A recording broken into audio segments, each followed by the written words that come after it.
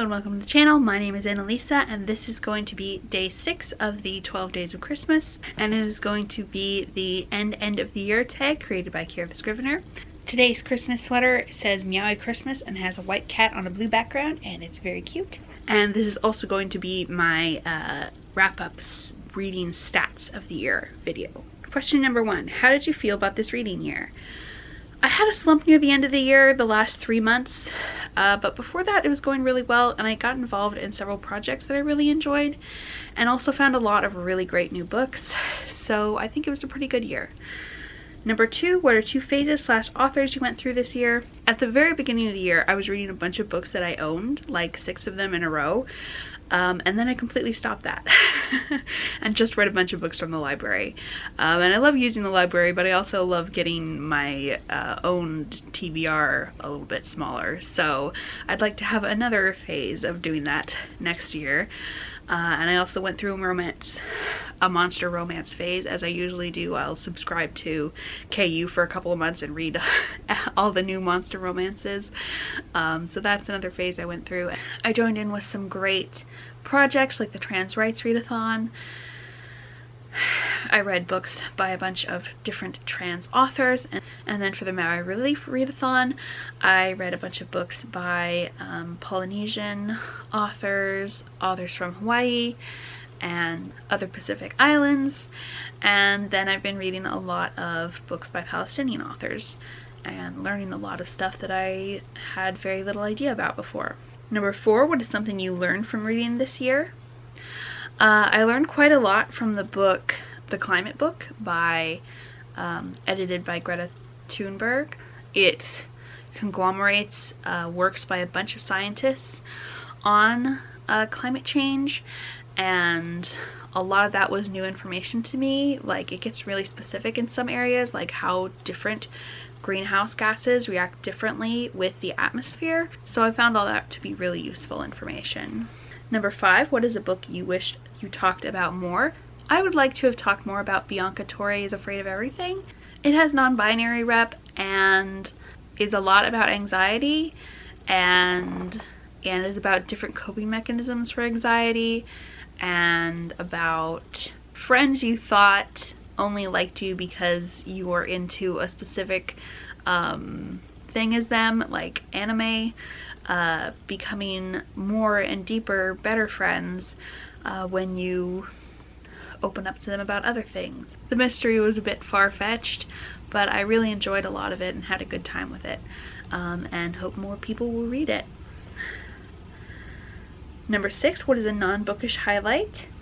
Dan and Phil Games restarted this year. They had a 5-year hiatus, and Dan and Phil started churning out content, like 30 to 40 videos in the last 3 months.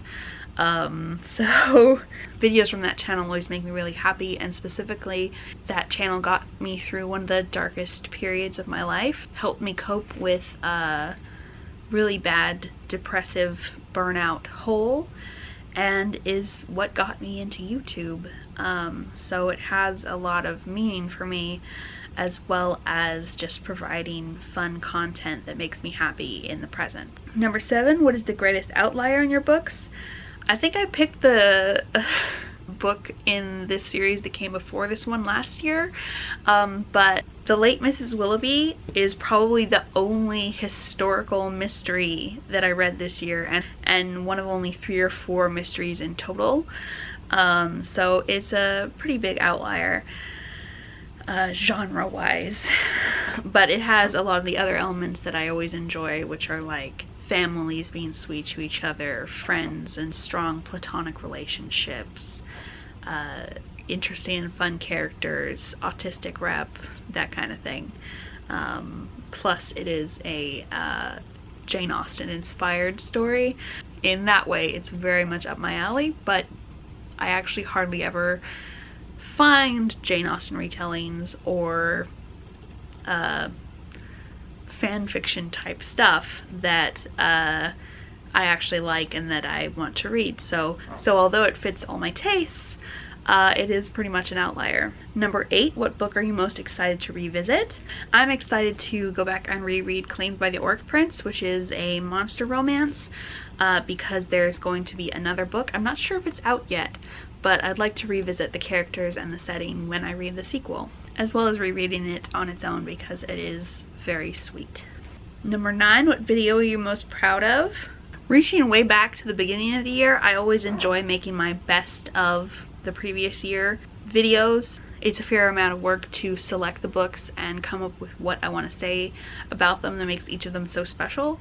So I like that one a lot, but my favorite is probably, I did another asexual book recommendations video, which I haven't done in quite a while, and a few people have commented that they found it helpful, which is always nice to hear. Number 10, what is your favorite last line of a book? I had to pick from the books that I own, so I read them quite a while ago because I tend not to remember what the last line of many books was. But this one is a very good last line. It's from Fire Becomes Her, so mild spoilers. I will put a time code you can skip to. It's very vague, but I'm going to read it out now.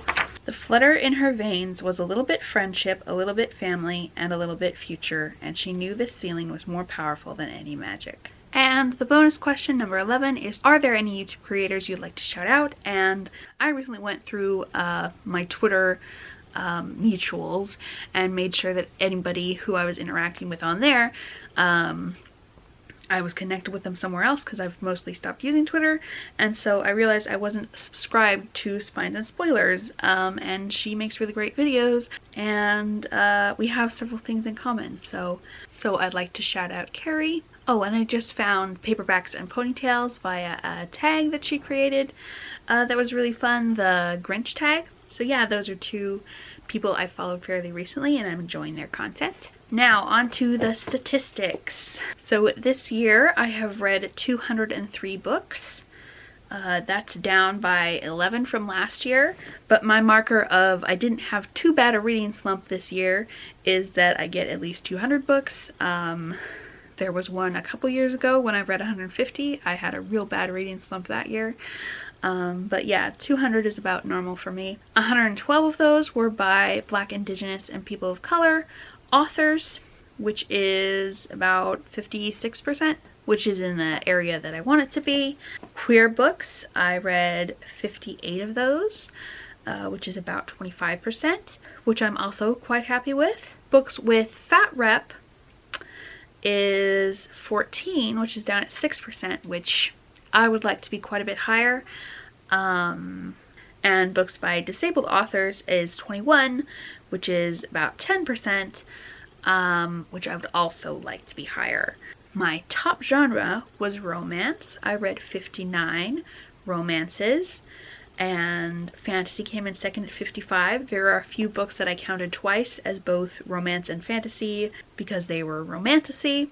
Those are ones that had like a significant non-romance plot element, whereas monster romances that technically have like a fantasy element to them but don't like have a fantasy plot, I put just in the romance genre. My next most was nonfiction at 33. Then just edging out sci-fi, we have contemporary with 23. Sci-fi was actually only 22 books this year. So if you put spec fic together, I read mostly spec fic with 77, but I separate them out because I have a significantly different experience reading sci-fi than fantasy, unless it's very much a genre blendy type book.